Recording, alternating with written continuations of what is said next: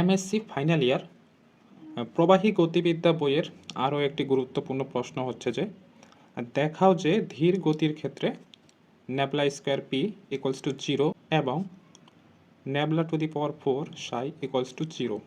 এই প্রশ্নটা আরেকভাবে আসে, দেখাও যে ধীর গতির জন্য চাপ ফাংশন ল্যাপ্লাসের সমীকরণ সিদ্ধ করে।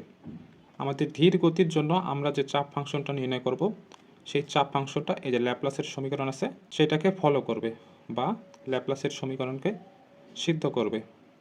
তো আমরা জানি প্রবাহের গতিকে কিউ দ্বারা প্রকাশ করা হয়, যেখানে Q equal to U I plus V J plus W K.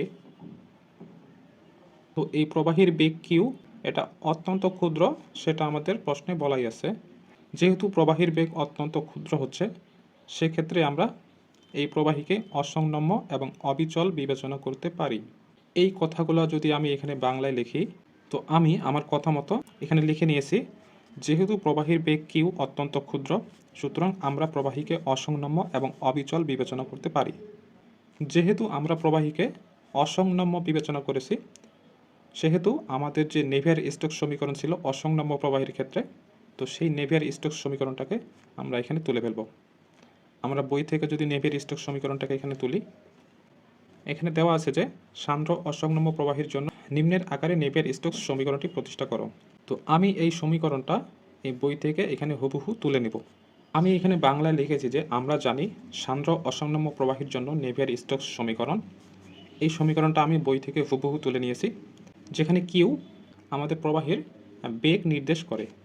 এখন আমাদের প্রশ্নে যে কন্ডিশনটা ছিল এরকম যে প্রবাহের বেগ অত্যন্ত ক্ষুদ্র, অর্থাৎ কিউ এর মান অত্যন্ত ক্ষুদ্র। তো সেক্ষেত্রে আমাদের এই যে অংশটা আছে, তো এইখানে যদি আমরা নর্মালি কিউ দ্বারা এই পার্টটাকে গুণ করে দিই, তাহলে আমরা এখানে কিউ স্কোয়ার পাবো বা কিউ ডট কিউ পাবো।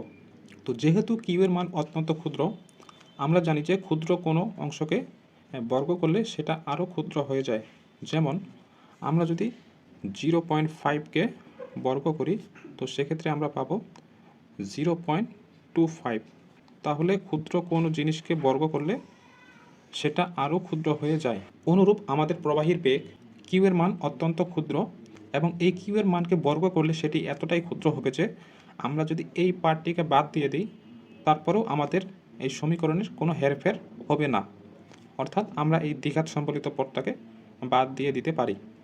তাহলে আমি যদি এই কথাটা এখানে বাংলায় উপস্থাপন করি, তো আমি যে কথাগুলো বললাম, এখানে কিউ ডট নেবলা হলো কিউ এর দ্বিঘাত পদ, যা ধীর গতির জন্য অত্যন্ত ক্ষুদ্র বিধায় আমরা এই পদটিকে বাদ দিতে পারি, অর্থাৎ Q dot nabla into Q equals to আমরা 0 ধরতে পারি। এর পরের যে কন্ডিশন ছিল আমাদের, আমরা এই প্রবাহীকে অবিচল প্রবাহ বিবেচনা করেছি।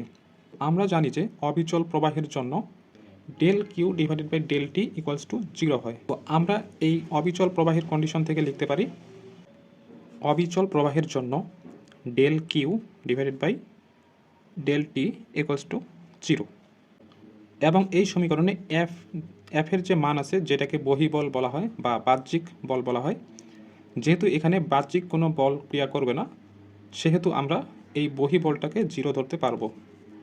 তাহলে আমরা এখানে লিখব এবং বহিবল এফ বাদ দিয়ে, অর্থাৎ এফ ইকুয়াল টু 0 বসিয়ে, তো আমরা যে শর্তগুলো পেয়েছি এই সব শর্তগুলো যদি আমরা 1 নং সমীকরণে বসাই, তাহলে আমরা 1 নং সমীকরণ থেকে লিখতে পারবো। 1 নং সমীকরণ থেকে পাবো আমরা, যেহেতু del Q divided by del T equals to 0, অর্থাৎ এর স্থলে আমরা বসাবো 0 প্লাস এটাকে আমরা বাদ দিয়ে দিয়েছি, অর্থাৎ এটা ইকুয়াল টু 0 ধরবো, ইকুয়ালস টু বাহ্যিক বল F equal to 0 minus 1 divided by rho nabla P plus nu nabla square. এখান থেকে আমরা মাইনাস মানটাকে যদি পক্ষান্তর করি, তাহলে লিখতে পারবো 1 divided by rho nabla P equals to nu nabla square Q. এই নিউ ইকুয়াল টু আমরা লিখতে পারি মিউ ডিভাইডেড বাই রো। তো আমরা যদি নিউ এর জায়গায় মিউ ডিভাইডেড বাই রো বসাই, তাহলে আমরা পরবর্তী লাইনে পাবো 1 divided by rho nabla P equals to mu divided by rho nabla square q. এখন যদি উভয় পক্ষ থেকে আমরা ন্যাবলাটাকে কাটে দিই, implies that nabla P equals to পাবো mu nabla square q. Implies that এখানে আমরা ন্যাবলা পিকে লিখতে পারি i del P divided by del x plus J del P divided by del Y plus K del P divided by del z equals to mu nabla square. এখানে আমরা কিউকে লিখতে পারি I U plus J V plus K W. Implies that I del P divided by del x plus J del P divided by del Y plus K del P divided by del Z. আমরা যদি এটাকে সবগুলোর সাথে গুণ করে দিই তাহলে পাবো mu nabla square U I plus mu nabla square V J plus mu nabla square W K.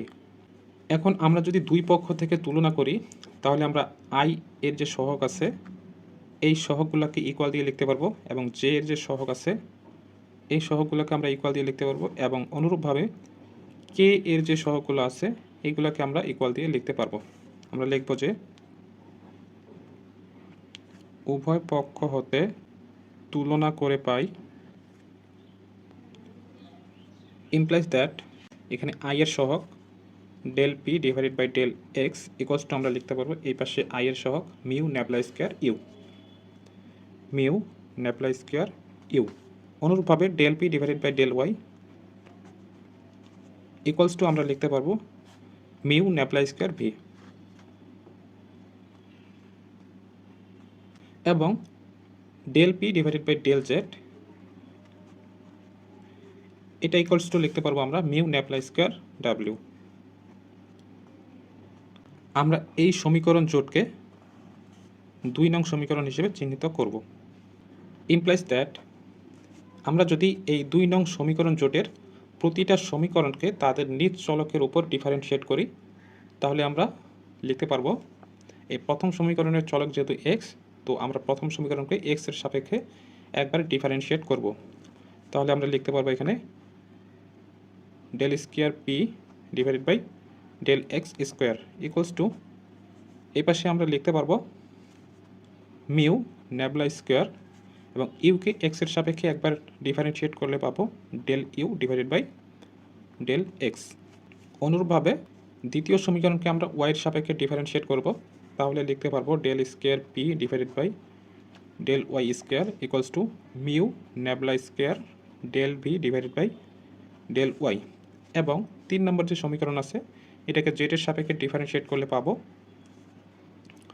Del square P divided by del Z square equals to mu nabla square del W divided by del Z. আমরা এই 3টা সমীকরণ মিলে যে সমীকরণ জোটটা গঠিত হচ্ছে এটাকে আমরা দেব 3 নং সমীকরণ জোট।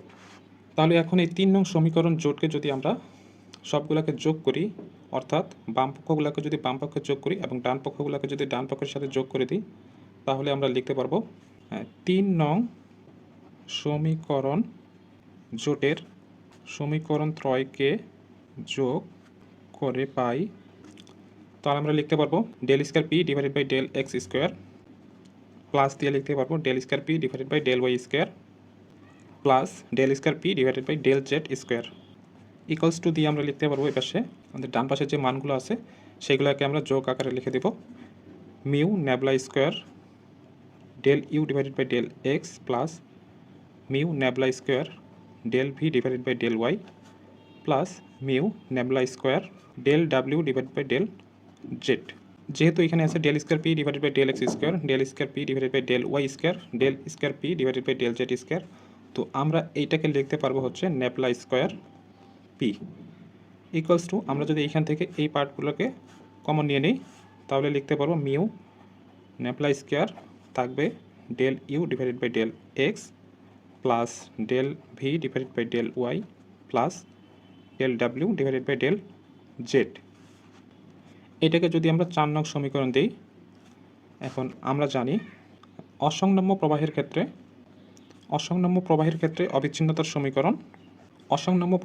অবিচ্ছিন্নতার সমীকরণ হচ্ছে del you divided by del x plus del V divided by del Y plus del W divided by del z equals to 0।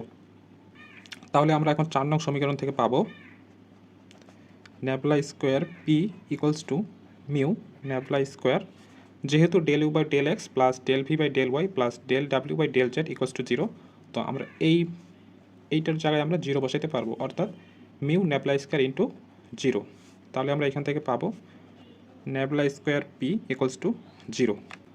অর্থাৎ আমাদের প্রশ্নে যে প্রথম অংশটা ছিল সেটা আমাদের প্রমাণ হয়ে গেছে।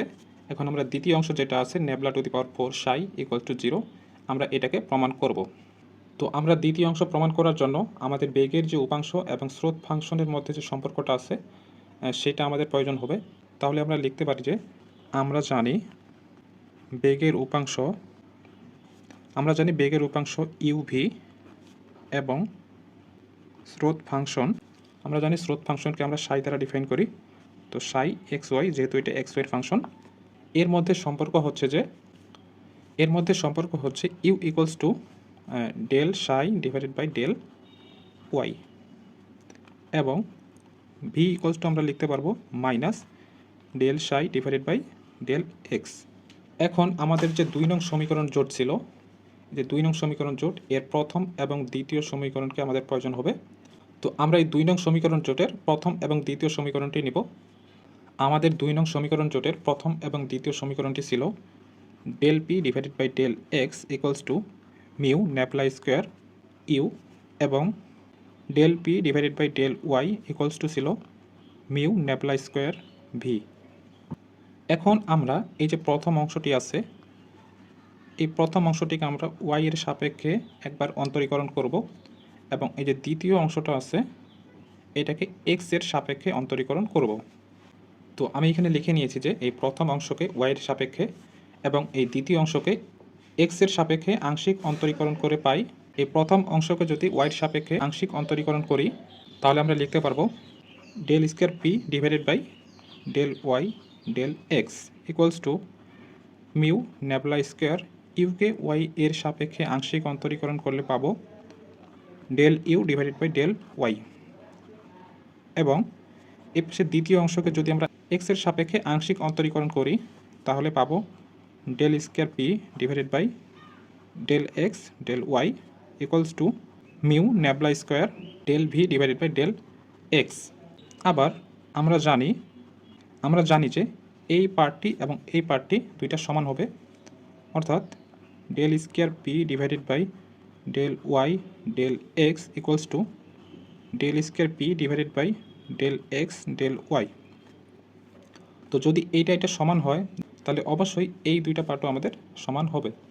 তাহলে অতএব আমরা লিখতে পারি যে mu nabla square del you divided by del Y equals to mu nabla square del V divided by del x.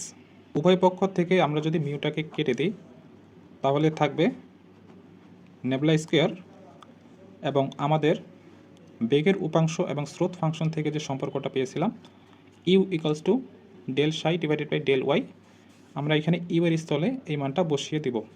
তাহলে আমরা এখানে লিখতে পারবো ডেল ওয়াই, এবং ইউ এর স্থলে যদি বসাই del psi divided by del Y তাহলে লিখতে পারবো del psi divided by del Y equals to nabla square del by del X. অনুরূপভাবে এখানে আমরা যদি ভি এর মানটা বসিয়ে দিই তাহলে ভি এর মান minus del psi divided by del x.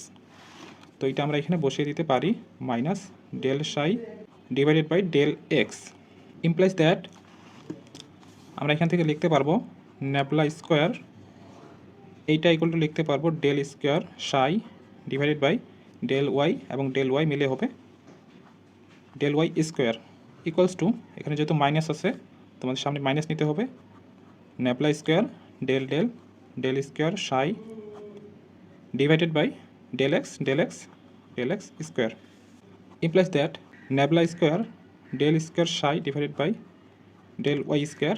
এই মাইনাস মানটা যদি আমরা বাম পাশে পক্ষান্তর করি তাহলে সেটা প্লাস হয়ে যাবে nabla square del square psi divided by del x square equals to ডান পাশে থাকবে 0।